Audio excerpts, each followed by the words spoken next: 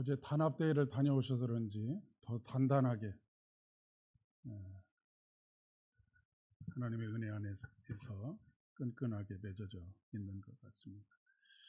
큰 은혜 주셔서 참 감사합니다. 한 주간 평안하셨습니까? 이제 봄이 성큼 다가올 것 같습니다. 지난 한 주간은 주 초에는 조금 쌀쌀했는데 점점 날씨가 풀려서 이제 봄이 오는가 했는데 올 봄은 굉장히 짧다고 합니다. 여름이 길어지고 겨울도 길어지고 봄, 가을이 점점 짧아진다고 하는데 여러분 짧은 봄일수록 더 아깝지 않습니까? 만끽하시는 봄날 되실 수 있기를 바랍니다. 우리나라와 일본의 관계를 흔히 이렇게 표현합니다. 가깝고도 먼 나라라고 표현을 합니다. 물론 우리나라가 중국과 붙어 있기는 하지만 일본과 가장 어떻게 보면 문화적으로뿐만 아니라 여러 가지 면에 있어서 서로 영향을 주고받았다라고 그렇게 이야기를 할 수 있겠습니다. 그렇기 때문에 지역적으로뿐만 아니라 여러 가지 면에 있어서 유사한 면들이 많이 있습니다. 그런데 조금 더 깊이 들어가 보면 유사한 면보다는 서로 다른 면들이 훨씬 많고 그래서 일본을 가깝고도 굉장히 먼 나라라고 그렇게 표현을 합니다. 일본 국민들이 요즘 우리나라에서 일어나는 일들로 인해서 우려의 시선도 있지만 또 한 가지 다른 측면에서 굉장히 부러워한다라고 하는 이야기를 이곳저곳에서 전해 듣습니다. 그들이 부러워하는 것은 무엇이냐면 자신들은 주어진 모든 일들을 대부분 숙명으로 받아들이고 그것을 변화시키려고 하는 변화의 역동성이나 에너지들이 전혀 없는데 대한민국을 보면 그 변화의 에너지들이 굉장히 충만하고 때로는 폭발적으로 일어나는 그런 모습들을 보기 때문에 일본 사람들이 대한민국 사람들을 굉장히 부러워한다라고 하는 그런 이야기를 하곤 합니다. 일본 사람들이 이런 그 사고의 체계나 그런 행동을 보이는 이유는 사회학적인 관점에서 보면 그들이 처해져 있는 지리적인 환경 그리고 기후적인 환경 이런 것들이 굉장히 그 영향을 끼치고 있다고 합니다. 일본 하면 생각나는 것이 화산입니다. 그리고 지진이지요. 동일본 대지진이 일어나서 어마어마한 쓰나미로 엄청난 사람들의 피해가 있었던 것을 우리는 기억합니다. 뿐만 아니라 일본의 후지산 같은 경우는 지금도 언제 터질지 모르는 그런 활화산입니다. 그러다 보니까 일본 사회가 오직 한 가지에 관심을 가지게 되었는데 뭐냐면 어떻게든지 살아남아야 한다라고 하는 것입니다. 그러다 보니까 생존이 최우선이다 보니까 변화라든지 이런 것에 대한 열망을 가질 여유가 전혀 없다라고 하는 그런 이야기입니다. 제가 언젠가도 말씀드렸던 것처럼 그런 이유들로 인해서 끊임없이 사람의 변화, 본질적인 변화와 행동의 변화를 이끌어내는 기독교 신앙이 그곳을 파고 들어갈 수 있는 가능성이 별로 없었다라고 하는 그런 이야기입니다. 기독교 신앙의 핵심은 변화입니다. 우리가 죄인이었다가 의인이 되는 변화, 썩어질 것을 추구하는 삶이었다가 영원한 것을 추구하는 그런 변화. 처음부터 끝까지 변화의 역사입니다. 창세기는 무엇입니까? 아무것도 없는 공허와 혼돈과 무질서 속에 있었던 곳에 하나님께서 질서를 부여하시는 변화의 근본적인 변화가 일어나는 것, 이것이 바로 창세기의 이야기입니다. 부활도 마찬가지입니다. 부활이라고 하는 것은 흙에서 와서 흙으로 돌아가는 썩어질 육체로서의 삶에 더 이상 머물러 있지 않고 영원한 생명, 날마다 새롭게 하시는 주의 생명으로 살아가게 되는 것, 그렇게 되는 사람들, 이 사람들이 바로 부활신앙을 가지는 사람들의 이야기라고 하는 그런 이야기입니다. 철학자 가다머라고 하는 아주 유명한 철학자가 있습니다. 이 사람이 인간에게 나타나는 변화를 두 가지로 구별하고 있는데 하나는 변화이고 하나는 변형입니다. 변화라고 하는 것은 우리가 세월이 가면 나이가 들고 얼굴이 변해지고 머리가 하얘지고 이렇게 되어지는 것처럼 본질적인 변화가 아니라 겉모습의 변화들, 이런 변화들, 제도를 바꾼다든지 이런 변화들이 하나 있을 수 있겠습니다. 그런 반면에 변형이라고 하는 것은 단순히 외형의 변화를 뛰어넘어서 우리의 내적인 어떤 본질적인 변화가 일어나는 것, 그것을 말하는 것입니다. 그런 의미에서 기독교 신앙에 있어서의 변화라고 하는 것은 물론 겉모습의 변화, 주일에 교회를 가지 않다가 교회를 가게 된다든지 아니면 기도하지 않다가 기도를 하게 된다든지 이런 모습의 변화도 나타나지만 가장 근본적으로는 우리의 본질적인 내면의 변화가 일어나게 된다라고 하는 것을 말씀하고 있는 것입니다. 이런 내면의 변화를 이끌어내는 가장 중요한 원동력이 무엇이냐 하면 그것은 바로 말씀과 기도입니다. 왜 그토록 교회 가면 말씀을 읽어라, 기도해라, 수도 없이 귀에 못이 박이도록 피가 나도록 강조하느냐면 바로 이 말씀과 기도가 우리의 내면의 변화를 이끌어내는 원동력이 되기 때문에 그렇습니다. 하나님의 말씀은 살았고 운동력이 있어 우리의 관절과 및 골수를 찔러 쪼개기까지 하는 그런 역사하는 힘이 있는 것이기 때문에 그렇습니다. 기도라고 하는 것도 마찬가지입니다. 오늘 앞으로 말씀을 나누면서 살펴보겠지만 오늘 구약의 본문에 보면 모세가 하나님과 여호와와 대화하는 가운데 어떤 일이 벌어졌습니까? 그 얼굴에 광채가 나타나게 되었습니다. 하나님과 대화했다는 것은 무엇입니까? 우리가 오늘날 하나님과 대화하는 것의 가장 기본이 무엇입니까? 기도하는 일입니다. 기도를 대화라고 그렇게 말하는 이유가 바로 여기 있습니다. 에베소서 4장 13절의 말씀에 보면 이런 지속적인 말씀과 기도를 통하여서 온전한 사람을 이루어 그리스도의 장성한 분량이 충만한 데까지 이르는 것, 이것이 우리 신앙의 최종적인 목표라고 하는 것을 말씀하고 계십니다. 그래서 이 변형의 순간들, 이것을 기독교 교육학자인 제임스 로더라고 하는 학자는 이 순간을 변형의 순간이라고 하는 그 제목의 책을 출간하기도 했었습니다. 성경은 창세기 2장 7절의 말씀에 보면 하나님이 흙으로 사람을 만드시고 지으시고 생기를 그 코에 불어넣으시니 사람이 생명이 되니라 라고 말씀하십니다. 이것이 바로 본질적인 변형입니다. 물질로, 먼지로, 흙으로 만들어진 인간이 본질적인 변화, 어떤 변화? 생명이 되는 변화, 이 변화가 바로 창조의 변화인 것이죠. 완전히 다른 존재가 된 것입니다. 그래서 사도 바울은 이렇게 선언하는 것이죠. 이전 것은 지나갔으니 보라 새 것이 되었도다. 이것은 우리에게 말씀을 가르치는 것이 아니라 내가 어떤 본질적인 변화가 있었는지를 우리 모두에게 알려주는 것입니다.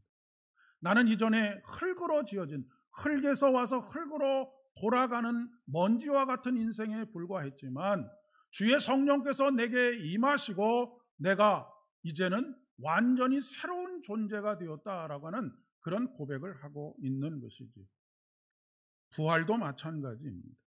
죄로 인해서 하나님과 분리되었던 인간의 상태, 그 상태에서 예수 그리스도의 십자가의 은혜를 우리가 믿음으로 받아들이고 그분을 우리의 구주로 고백하는 가운데 우리가 영원한 생명을 지닌 존재가 되었습니다 라고 하는 것을 고백하는 것이 바로 부활신앙입니다.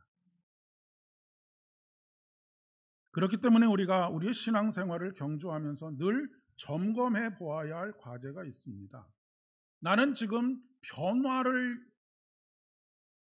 변화 속에서 나의 본질적인 변형을, 내적인 변형을 추구하고 있는가라고 하는 것입니다. 내 신앙이 무엇에 초점을 맞추고 있고 무엇을 향하고 있는지를 늘 점검하셔야 된다는 말씀입니다.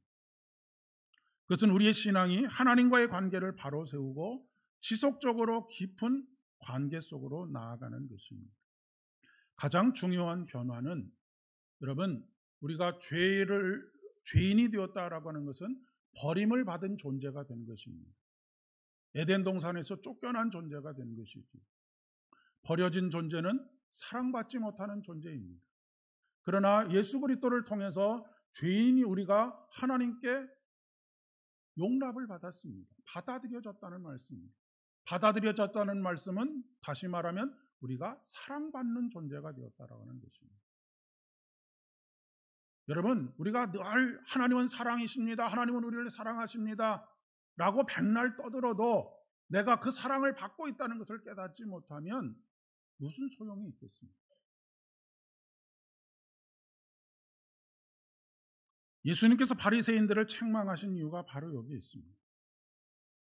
내적인 변형에는, 내적인 본질적인 존재에 대한 변형이 없이, 그것에 관심을 가지지 않고 외적인 변화에만 초점을 맞췄기 때문입니다. 그들은 무슨 옷을 입어야 하고 그 옷에 무슨 보석을 달아야 하고 이런 것들에만 관심을 가지고 있었던 것이죠. 바리새인들의 기도는 또 어땠습니까? 바리새인들의 기도는 하나님과의 관계가 어떻게 깊어져야 할지에 대해서 관심하기보다는 내가 어디에 나가서 광장 어디에 서서 기도를 해야 사람들의 주목을 받고 사람들이 참 저 사람은 신령한 사람이다, 참 신실한 사람이다 라고 하는 이야기를 들을 수 있을까? 하루에 몇 번을 기도해야지 될까? 이런 것들만 생각을 했던 것이죠.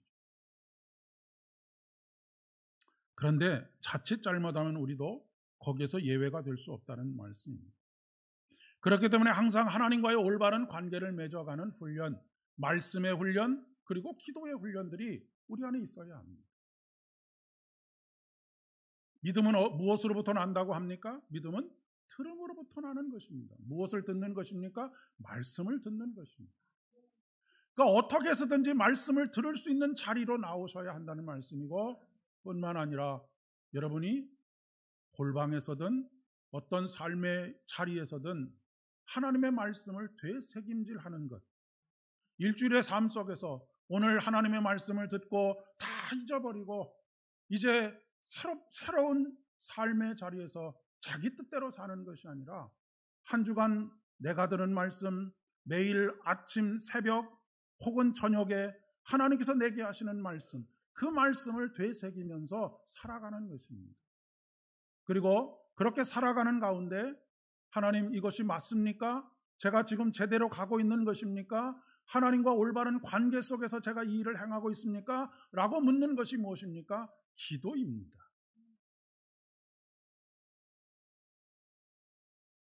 여러분, 우리가 모르는 길을 갈 때에 가장 지혜로운 방법이 무엇입니까? 자꾸 묻는 것입니다. 이쪽으로 가면 맞습니까? 묻는 것이죠. 그래야 길을 잃어버리지 않을 수가 있습니다. 오늘 누가복음 9장 28절의 말씀에 보면 이 말씀을 하신 후로 시작을 하고 있습니다. 이 말씀이라고 하는 것은 이전에 제자들과 나누었던 말씀입니다. 어떤 말씀을 나눴냐면 사람들이 나를 누구라 하느냐라고 하는 질문으로부터 시작된 말씀입니다. 그러자 어떤 사람은 엘리야라고도 하고 어떤 사람은 모세라고도 하고 한다라고 그렇게 대답을 하지요. 그러자 예수님께서 그러면 너희는 나를 누구라 하느냐라고 다시 되물으십니다. 그때 베드로가 성령으로 충만하여서 주는 그리스도이십니다, 살아계신 하나님의 아들입니다 라고 고백합니다. 그리고 난 이후에 지금 예수님께서 다시 말씀하시는 것입니다. 이 말씀은 어떻게 보면 앞에 있는 말씀의 연장선상에 있다라고도 이야기할 수 있겠습니다. 사람들이 나를 누구라 하느냐? 그리고 너희들은 나를 누구라 하느냐? 나는 이렇게 고백합니다. 주는 그리스도이십니다, 살아계신 하나님의 아들입니다. 그렇다면 나를 그리스도로 고백하는 너는 누구냐라고 묻고 있는 것이 바로 오늘 본문의 말씀이라고 이야기할 수 있습니다. 우리는 누구입니까? 예수 그리스도의 보혈의 은혜로 말미암아 새롭게 변화된 우리입니다. 새로운 피조물이 된 우리입니다. 여러분, 예수님께서 부활하셨다는 것을 믿는 것과 나도 부활할 것을 믿는 것은 별개입니다. 많은 사람들이 예수님이 부활하셨다는 것을 믿는데 내가 부활할 것은 믿지 않는 사람들이 얼마나 많은지 모릅니다. 그러면 예수님께서 부활하셨다는 사건이 나와 무슨 상관이 있습니까? 내가 예수님께서 부활하셨기 때문에 나도 부활할 수 있게 되었다라고 하는 것을 믿는 것이 예수님의 부활을 온전히 믿는 것입니다.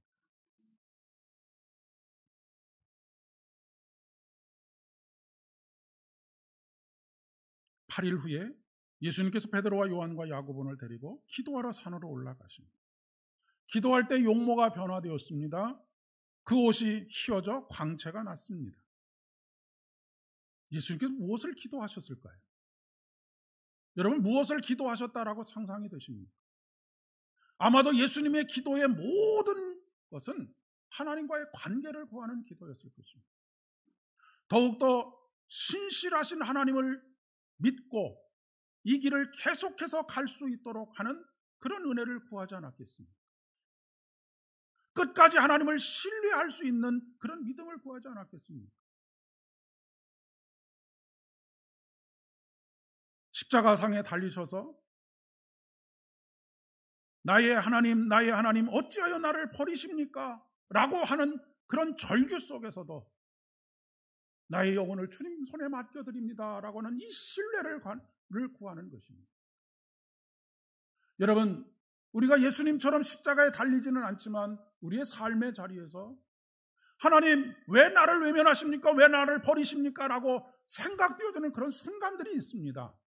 그러나 우리가 끊임없이 지속적으로 하나님과의 관계, 올바른 관계를 구하는 말씀과 기도의 삶을 살게 되면 그런 상황 속에서도 하나님의 손에, 하나님 내 영혼을 주님의 손에 맡겨드립니다. 내 삶을 주님의 손에 맡겨드립니다 라고 그렇게 고백할 수 있게 되는 것이죠.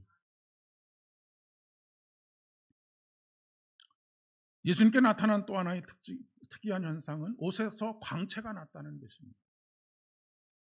성경에 신앙적인 경험, 종교적인 경험을 주로 빛으로 표현을 합니다. 사도 바울은 다메섹으로 가는 동안에 그 길 위에서 예수님을 만나게 되지요.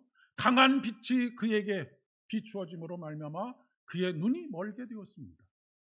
물론 물리적으로 앞을 볼 수가 없는 그런 상황이 되기도 했지만 영적으로는 그의 내면에 근본적인 변형의 역사가 시작되었고 진행되고 있음을 말하고 있는 것이죠. 오늘 말씀이 마쳐진 후에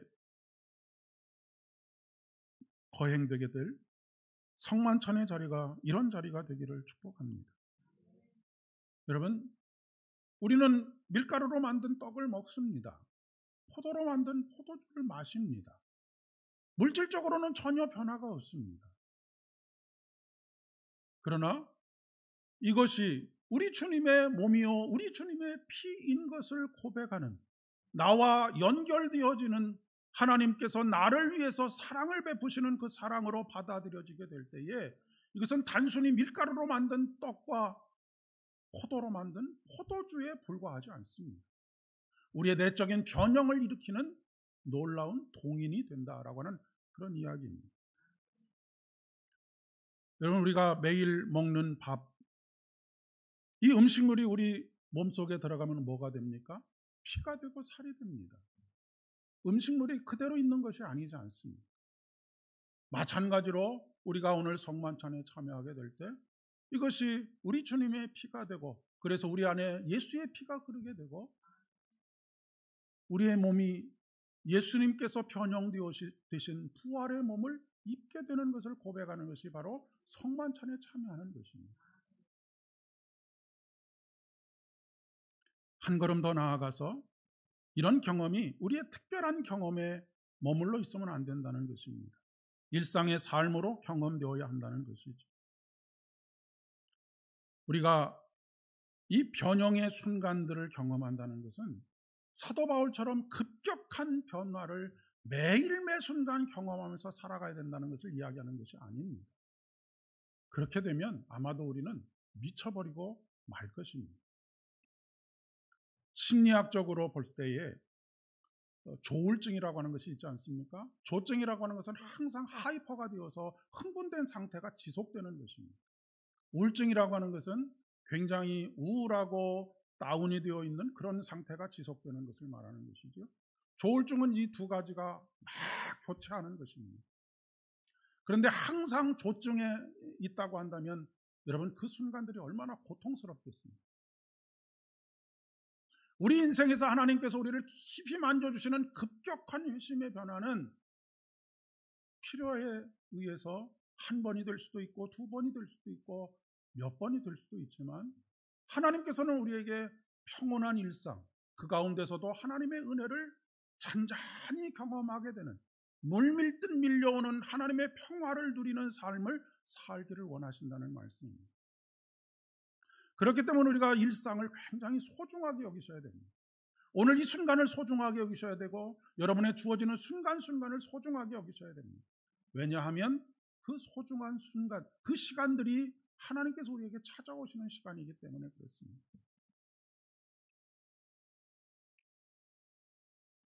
우리가 영의 눈을 뜨게 되면 보지 못하는 것들을 보게 됩니다. 자꾸 사소한 것들에서 의미가 새로워지고 그것이 우리에게 기쁨이 되어지는 일들이 참 많이 있습니다.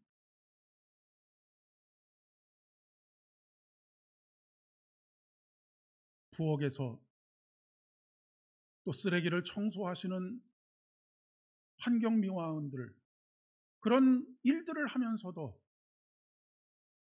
그곳에 임하시는 하나님의 은혜를 깨닫게 될 때 그 일은, 그리고 그 순간들은 굉장히 소중한 순간들이 되고 말 것입니다. 아직은 새싹도 돋지 않고 완전히 말라버린 것과 같은 앙상한 가지들만 있는 그런 나무들입니다. 겉모습만 보면 그렇게 보여지지만 우리는 그 나무 안에 생명이 잠자고 있음을 봅니다.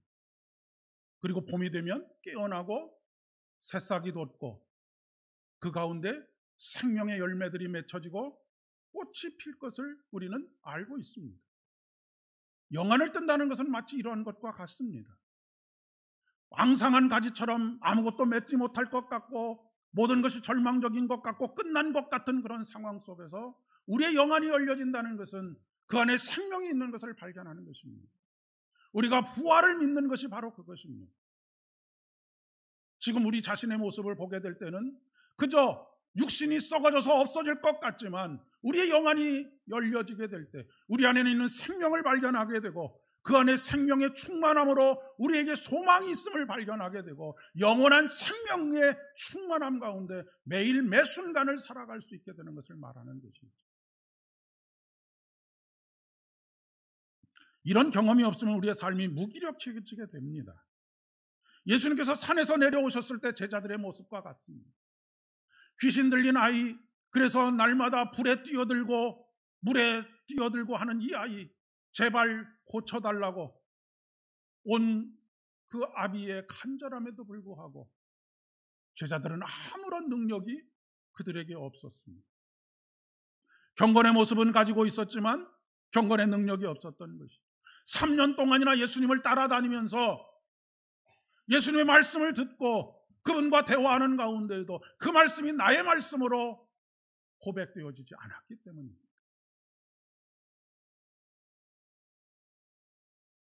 모세는 십계명을 받기 위해서 올랐던 시내산에서 여호와 하나님과 이야기를 나누므로 얼굴에 광채가 나게 됩니다.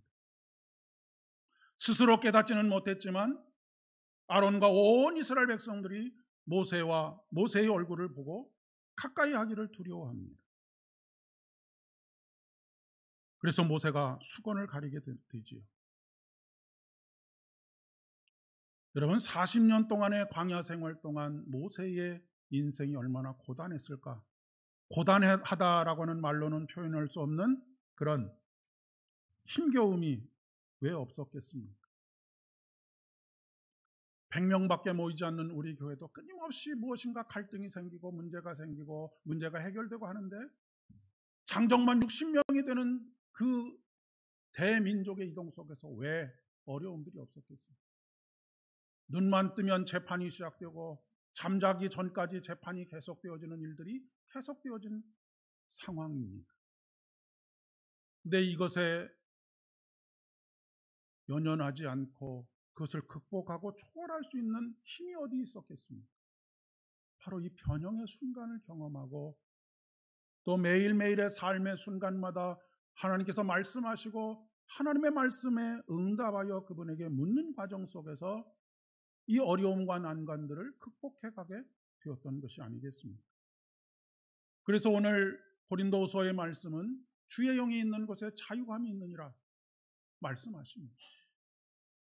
사랑하는 여러분, 여러분의 삶의 환경이 여러분의 발목을 붙잡고 있는 것 같고 인간관계가 자식과 부모의 관계가 여러 가지 산적한 문제들이 여러분을 얽매이고 있을 것입니다. 그러나 여기서부터 자유함을 얻을 수 있도록 하는 것, 이것에 연연하지 않고 스트레스 받지 않고 온전히 이기고 나아갈 수 있도록 하는 것, 그것은 바로 주의 영이 우리와 함께 할 때입니다. 모세 인생과 비할 바는 아니지만 인간은 자기의 어려움이 가장 큰 어려움입니다. 다른 사람의 어려움은 어려운가 보다라고 생각하지만 내 손톱에 가시 하나가 찔려도 인생에서 가장 큰 어려움이 내게 직면한 것처럼 그렇게 느껴지는 것이 우리 인생입니다. 그런데 이것을 극복하는 힘은 나에게 있지 않습니다. 힘으로도 되지 않고 능으로도 되지 않는다고 말씀하십니다. 무엇으로 가능하다고요? 나의 신으로 가능하는. 이 자리에 계시는 저와 여러분의 인생이, 그리고 우리가 관계 맺고 있는 우리의 자녀들, 그리고 일가와 친척들의 인생이 빛나는 인생이 되기를 축복합니다. 얼굴에 웃음이 가득하고 입술에는 찬양이 가득한 인생이 되기를 축복합니다. 그런데 이런 인생이 되기 위해서는 필요한 것이 있습니다. 우리의 내적인 변형이 일어나야 합니다. 그러기 위해서 말씀과 기도가 필요합니다. 여러분, 이번 한 주간도 하나님의 말씀에 귀 기울이시기를 바랍니다. 청종하시기를 바랍니다. 그리고 순종하시기를 바랍니다. 끊임없이 하나님께 기도하시기를 바랍니다. 다른 기도하지 마시고요. 하나님, 내가 사랑받는 존재인 거 맞지요? 그러니 하나님께서 사랑하시는 나를 위해서 생명까지도 내주실 것을 믿습니다. 이 문제 해결해 주십시오, 저 문제 해결해 주십시오가 아니라 하나님, 당신이 나를 사랑하시는 거 맞지요? 그러면 사랑하는 나에게 하나님께서 아들을, 독생자를 내어주실 뿐만 아니라 모든 것까지도 내어주시지 않겠습니까? 라고 하는 믿음의 확신을 가지게 될 때에 더 이상 두려워하지 않게 될 것입니다. 여러분을 힘들게 하시는 분들이 계십니까? 모세가 여호와와 대화함으로, 기도함으로 그의 얼굴이 광채가 나서 모든 사람들이 두려워하게 되었다고 말씀하십니다. 여러분이 돈 가지고 가서 사람들을 이길 수 없습니다. 능력 가지고 이길 수 없습니다. 사람들이 우리를 두려워하는 오직 유일한 한 가지는, 가까이 하지 못하고 범접하지 못하는 오직 한 가지는 여호와 하나님과 대화할 때입니다. 그분이 나의 아버지신 것을 고백할 때입니다. 그분의 영이 나와 함께 할 때입니다. 이번 한 주간 온전히 주의 영으로 충만한 한 주간 되실 수 있기를 축복합니다. 기도하겠습니다. 은혜가 풍성하신 아버지 하나님, 감사드립니다. 오늘도 우리에게 찾아오시고 우리에게 임재하여 주셔서 먼지에 불과한 인생이 아니라 하나님의 영이 임하는 생명의 인생으로, 부활의 몸으로 살아갈 수 있도록 복 주신 것 진심으로 감사를 드립니다. 우리 앞에 직면한 세상은 너무나 크고 거대합니다. 우리가 이길 힘이 없습니다. 바꿀 힘도 없습니다. 그러나 세상이 우리를 두려워하는 오직 한 가지 방법이 있습니다. 여호와 하나님과 대화하고 당신의 광채로, 영광으로 충만한 것입니다. 우리 모두가 이러한 삶의 자리로 나아갈 수 있도록 주의 복을 더하여 주시옵소서. 예수님의 이름으로 기도드립니다.